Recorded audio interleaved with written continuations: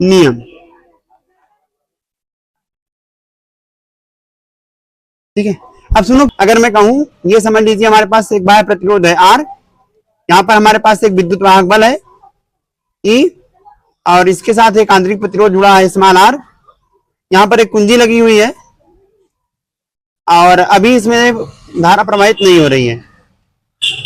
जैसे इस कुंजी को लगाएंगे धारा का प्रवाह चालू हो जाएगा। यहाँ पर पॉइंट ए, यहाँ बी, यहाँ सी, यहाँ पर डी। तो अब ए बी सी डी बंद परिपथ, क्योंकि इसमें पूरी धारा प्रवाहित हो रही है, मतलब एक ऐसा बंद परिपथ जिसमें धारा प्रवाह होता है, बंद परिपथ कहलाता है। अच्छा, ये सक्रिय परिपथ है कि निष्क्रिय? सक्रिय परिपथ। सक्रिय परिपथ क्या होता है? जिसमें से लगा होता है, बाह्य स्रोत लगा होता है। निष्क्रिय में बाह्य स्रोत नहीं लगा होता है। और मैंने आप लोगों को क्या बताया था कि दो बिंदु हमारे पास हैं, इन बिंदुओं के बीच ये जो तार है इसको क्या बोलते हैं? शाखा। हाँ, यहाँ पर दो तार आपस में मिल रहे हैं तो इस बिंदु को बोलते हैं नोड। क्या बोलते हैं? यहां से अगर मैं इसको बाहर जोड़ दूं, यहां देखिए तीन बिंदु जुड़ रहे हैं आपस में, तो इसको क्या बोलेंगे आप? संधि।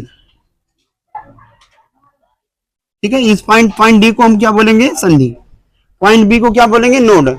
जहां पर दो तार आपस में मिलते हैं उस बिंदु को नोड बोलते हैं, लेकिन जहां पर दो से अधिक तार आपस में मिलते हैं उस बिंदु को संधि बोलते हैं। बताया था मैंने। अच्छा, और क्या रह गया मेरा? ये बंद पास हो गया, नेटवर्क मैंने बता ही दिया। अच्छा, विद्युत परिपथ क्या होता है? अगर हमारे पास कोई आसान परिपथ है तो हम ओम के नियम का प्रयोग करते हुए वहां पर प्रतिरोध, विभवांतर और धारा का मान ज्ञात कर सकते हैं।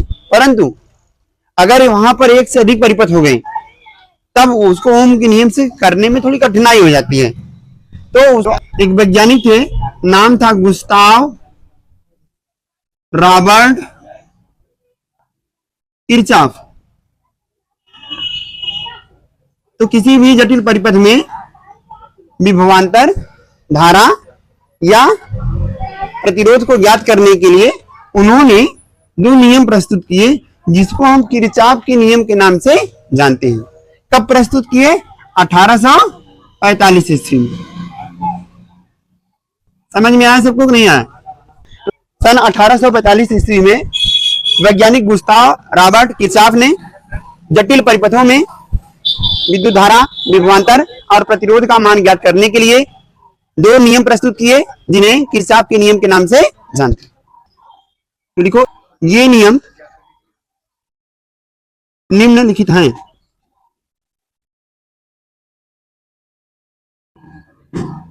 ठीक है, दो नियम दिए थे उन्होंने। देखिए, पहला नियम क्या था?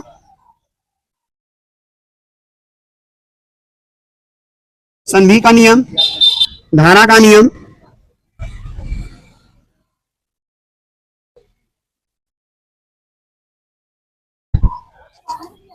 जंक्शन का नियम,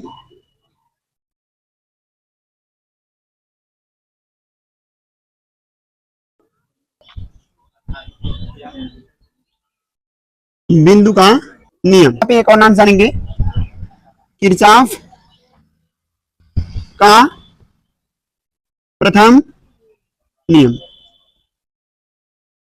अंग्रेजी में इसको बोलेंगे किरचॉफ्स फर्स्ट लॉ है। तो जो कहते हैं K for Kirchhoff, C for current और L for law, Kirchhoff's current law, धारा का नियम है ना, तो इसको केसीएल भी कहते हैं। धारा का नियम ये कहता है कि किसी बिंदु पर आने वाली समस्त धाराओं और जाने वाली समस्त धाराओं का बीजगणितीय योग शून्य होगा। मतलब जितनी धारा आएगी और जितनी धारा जाएगी, सभी धाराओं को अगर हम आपस में जोड़ दें तो उनका परिणामी क्या होगा? शून्य। तो एक धारा ये हो गई I1, यहां से एक और धारा आ रही है इसमें I2, यहां ये धारा जा रही है I3, ये धारा मान लो आ रही है I4 और ये धारा जा रही है I5। तो कह रहा है कि आने वाली सभी धाराओं और जाने वाली सभी धाराओं को आपस में जोड़ दीजिए, इनका परिणामी कितना आएगा? शून्य। यही है किरचॉफ का पहला नियम। मैं इसको अभी यहां लिख दूंगा, किसी बिंदु पर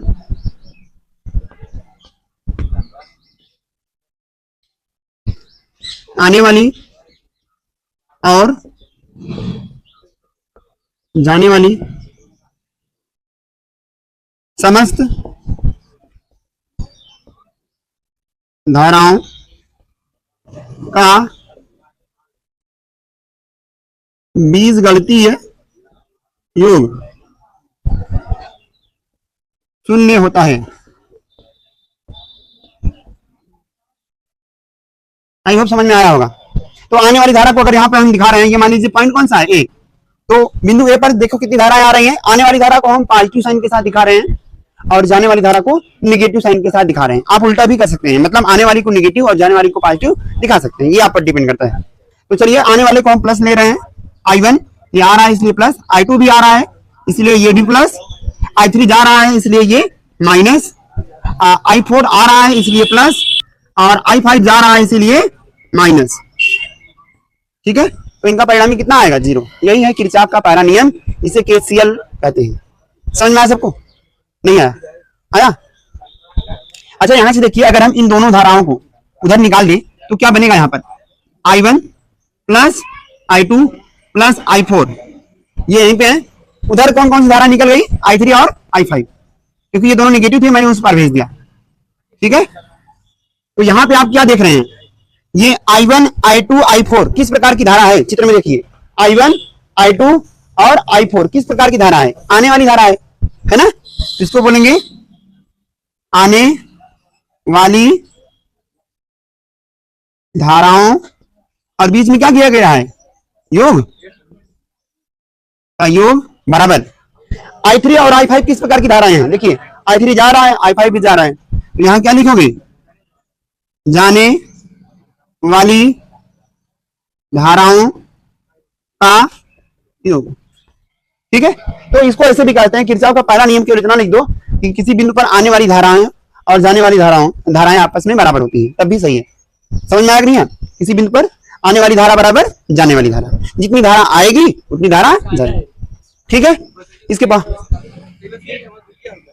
उससे कोई मतलब नहीं बेटा, सबको जोड़ने पर जितना आएगा, मान लो 10 आया तो इसको जोड़ने पर भी कितना आएगा, 10। समझ में आया क्या, नहीं समझे?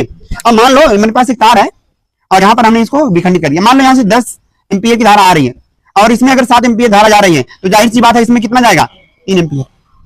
समझ में आया? ऐसा नहीं है कि यहाँ पे 2.5 एम्पीयर जाएगा, तो नहीं। क्लियर? समझ में आ सकते हो नहीं? बोलो भाई। तो किरचॉफ के पहले नियम को बहुत सारे नामों से जानते हैं। पहला नाम है संधि का नियम, दूसरा है धारा का नियम, इसे जंक्शन का नियम भी कहते हैं, बिंदु का नियम भी कहते हैं, और किरचॉफ का पहला नियम तो कहते हैं, इंग्लिश में इसको KCL बोलते हैं। ठीक है, समझ में आया? नहीं आया? अच्छा, ये धारा का नियम है, धारा किससे संबंधित होती है, आवेश से। अगर आप पढ़ेंगे Q बराबर I इंटू T होता है। तो यहां पर एक प्रश्न और पूछता है 1 नंबर में कि किरचॉफ का कौन सा नियम, किरचॉफ का कौन सा नियम आवेश संरक्षण का पालन करता है। 2 नियम होते हैं, एक होता है ऊर्जा संरक्षण और एक होता है आवेश संरक्षण। मतलब कुल कितने संरक्षण होते हैं, 5। मैं केवल 2 की बात कर रहा हूं, आवेश संरक्षण और ऊर्जा संरक्षण। तो आपसे प्रश्न में पूछेगा कि किरचॉफ का कौन सा नियम आवेश संरक्षण के नियम का पालन करता है। तो जो ऊर्जा संरक्षण के नियम का पालन करता है वो दूसरा नियम है, किरचॉफ का दूसरा नियम, लेकिन जो आवेश संरक्षण के नियम का पालन करता है वो किरचॉफ का पहला नियम है। तो हम कहेंगे किरचॉफ का पहला नियम आवेश संरक्षण के नियम का पालन करता है। किरचॉफ का प्रथम नियम आवेश संरक्षण के नियम का क्या करता है, पालन करता है। अब आवेश संरक्षण का नियम क्या है, आपको याद है, Q बराबर Q1 plus Q2 dot dot Qn, यही है। और चलो इसको 1 मिनट में प्रूव करते हैं हम लोग।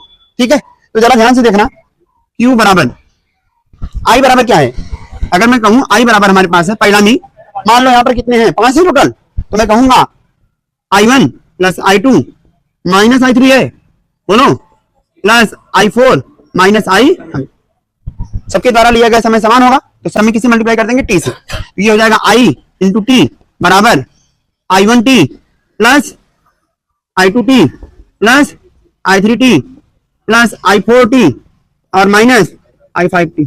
बोलो भाई, इतना आया। अब हम जानते हैं I इंटू T क्या बोलते हैं, सो Q, तो यहाँ पे हो जाएगा Q बराबर Q1 प्लस Q2, यहाँ माइनस रहेगा, minus Q3 plus Q4 minus Q5। यही तो आवेश संरक्षण का नियम है।